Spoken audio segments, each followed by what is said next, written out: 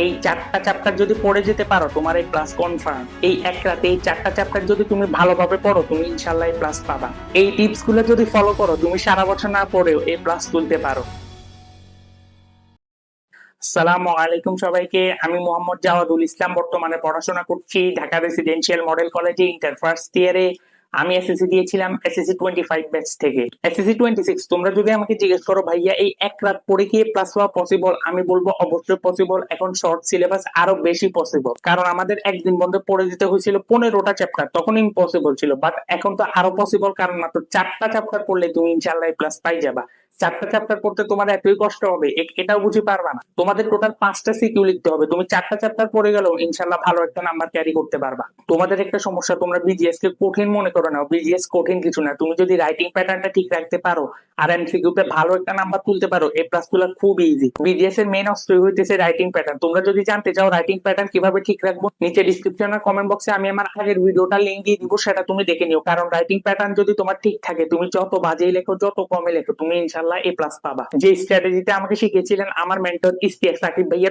এবার আসি কোন 4টা চ্যাপ্টার পড়বো। আমি বলি তোমাদের টোটাল 6টা চ্যাপ্টার, 2, 3, 6, 10, 11, 13। তোমরা এখান থেকে যে কোনো 4টা সিলেক্ট করে নাও। যেমন 2, 3, 11 এই 3টে চ্যাপ্টার থেকে 2টা করে কোশ্চেন আসার পসিবিলিটি বেশি, কিংবা 3 থেকে তো 2টা ডেফিনেটলি দিবে। এখন লাস্ট মোমেন্ট যেহেতু আমি তোমাদেরকে 3 পড়তে খুব একটা বলবো না, তোমরা 2 পড়ো, 6 পড়ো, 10 পড়ো, 11 পড়ো। এই 4টা চ্যাপ্টার ভালো মতো পড়ে গেলে তুমি ইনশাল্লাহ জিপে 5 পাবা। কিংবা তোমরা 11, 13 দুটার মধ্যে যে কোনো একটা পড়ে নিতে পারো, কারণ কোন অধ্যায় থেকে 2টা দিবে এটা শিওর বলা যায় না। তো তোমরা চাইলে 5টা চ্যাপ্টারও পড়ে রাখতে পারো, কারণ একটা চ্যাপ্টার বাড়ায় নিলে তোমার ব্যাকআপ হিসেবে। তুমি চাইলে 10ও পড়ে নিতে পারো। 10 খুব ছোট একটা চ্যাপ্টার, এটা ইজিলি পড়া যায়। 10 তোমার বেশি পড়াও লাগবে না, তুমি জাস্ট বইটা রিডিং দিবা, আর 2-3টা টপিক আছে ওই টপিক গুলা দেখে যাও, ইনশাল্লাহ কভার হয়ে যাবে।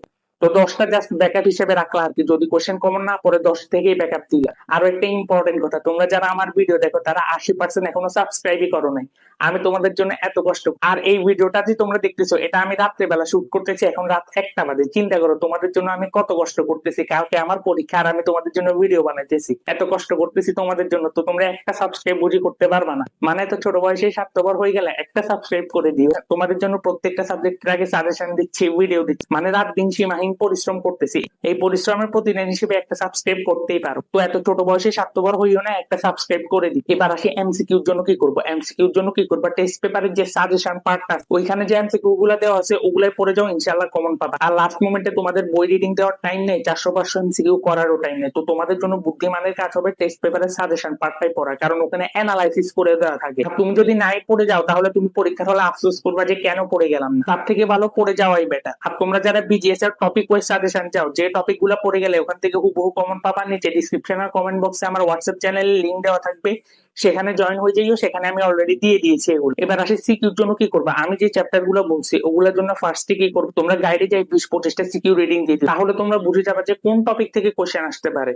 এবার বইতে আসি, ওই টপিকটা ভালো করে মুখস্থ করে নিবা। মুখস্থ করো কিংবা পড়ো, যেভাবে তোমার মনে থাকে ওইভাবে পড়ে নিবা, যাতে এক্সাম হলে লিখতে পারো। বইয়ের মতো একেবারে ওয়ার্ড বাই ওয়ার্ড কিন্তু লিখতে হবে না। তো তোমরা কিভাবে লিখলে ভালো নাম্বার পাবা ওটা আমি আগের ভিডিও রাইটিং প্যাটার্নে বলছি, ওই ভিডিওটা অবশ্যই দেখবা, তোমাদের জন্য মাস্ট ওয়াচ একটা ভিডিও। কারণ রাইটিং প্যাটার্ন ঠিক না থাকলে তুমি জীবনে বিজিএস এর প্লাস তুলতে পারবা না। বিজিএস খুব একটা কঠিন না, তোমরা এভাবে পড়ে যাও, ইনশাআল্লাহ খুব সহজেই তোমরা জিপি 5 পাবা। তোমরা চাইলে বিকালে এমসিকিউটা পড়ে রাতে সিকিউর জন্য পড়তে পারো, কিংবা তোমরা যারা বিকালে ভিডিওটা দেখবা তোমরা রাতে এই দুটো একসাথে কভার করতে পারো। দরকার হলে একটা রাত কম ঘুমাইলে সমস্যা কোথায়। সারা বছর যেহেতু পড়ো না, এই একটা রাত কষ্ট করে জাগো, পড়ে নাও, ইনশাআল্লাহ দেখবা যে ভালো করতেছে। আর তোমাদের যাতে লেখা স্লো, লেখা খারাপ, তোমরা অবশ্যই ট্রাই করবা কম লিখে হলেও ফুল আনসার করে দিয়ে আসতে। এই কথাটা আমাকে শিখাইছিলেন আমার মেন্টর ইশতিয়াক সাকিব। আমি ওনার এই কথাটা ফলো করার কারণে আমার জেনারেল সাবজেক্টে এ প্লাস ছিল। আমার লেখাও বাজে ছিল, আমার লেখাও স্লো ছিল, কিন্তু তারপর আমি এ প্লাস তুলতে পারছি শুধুমাত্র ফুল আনসার করে দিয়ে আসার কারণে। তোমরা ট্রাই করবা কম লিখে হলেও ফুল আনসার করে দিয়ে আসতে। তো ভিডিওটা যদি সামারি করি, 2, 6,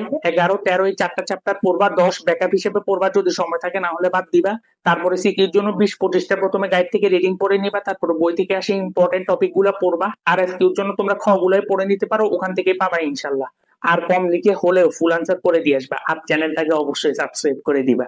আর তোমরা লাস্ট মোমেন্টে যে যে ধরনের প্রবলেম ফেস করতেছো অবশ্যই আমাকে কমেন্ট বক্সে জানাইও, আমি ইনশাল্লাহ সবার কমেন্টে রিপ্লাই দিব। দেখা হবে নতুন কোনো ভিডিওতে। টাটা।